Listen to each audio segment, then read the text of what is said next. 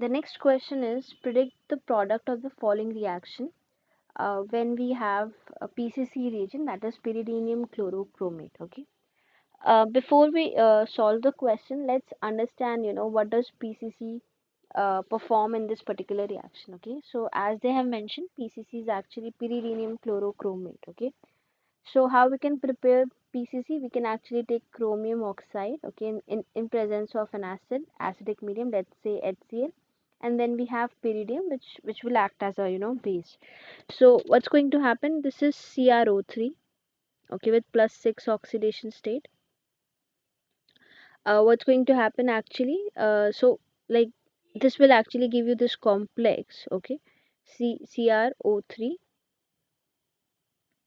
Cl, okay.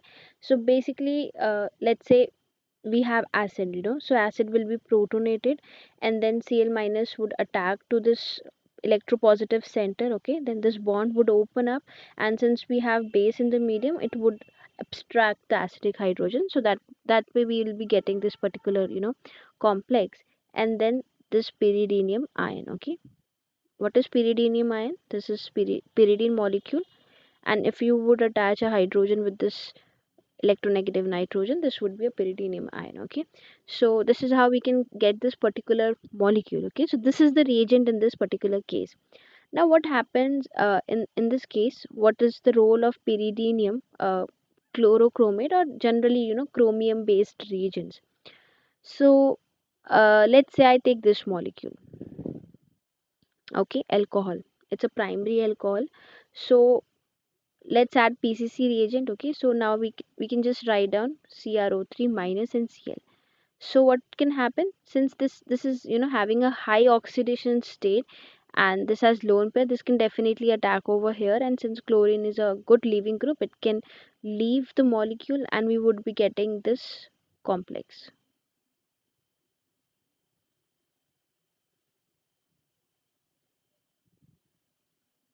right? Okay. And H would be over here. Then again, H plus would go over here.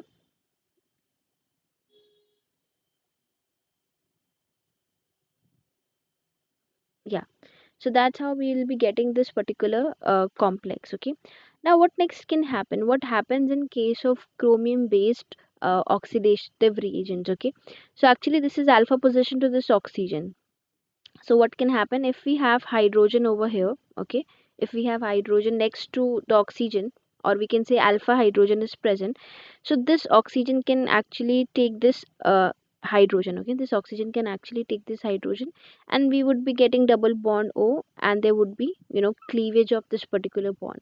So finally what we would be expecting, what we can expect a double bond over here, right? That is the oxidation process which we have to perform, plus CrOH, OH, double bond and double bond, right? So we can actually get H2CrO4, this acid. So that's how we can actually perform the oxidative based reactions with the help of chromium based reagents, okay. Now from this particular mechanism you can understand one point, that for chromium based reagents we should have alpha hydrogen, okay. In case of chromium reagents we need alpha hydrogen, but in this particular molecule, okay, alpha hydrogen is actually not present, okay. See, this is OH, and this is the alpha position to which OH is attached, okay. So you can see this one bond, two bond and three bond, it's a 3-degree alcohol, okay. So there is no alpha hydrogen, so we can expect no reaction over here, because for chromium based reagents we should have, okay, alpha hydrogen. Now if in this particular molecule there would have been any double bond or any allylic double bond, let's say this is OH, okay. So if we would be having this bond, right, if we would be having a allylic double bond, to allylic double bond we have hydrogen, so then we can expect sigma tropic rearrangement reactions, and then PCC will act, and it will oxidize that particular carbon. That is possible, that is very well possible, okay. But in this case there is no allylic hydrogen, so we cannot expect any reaction over here. So the correct answer for the question is option D.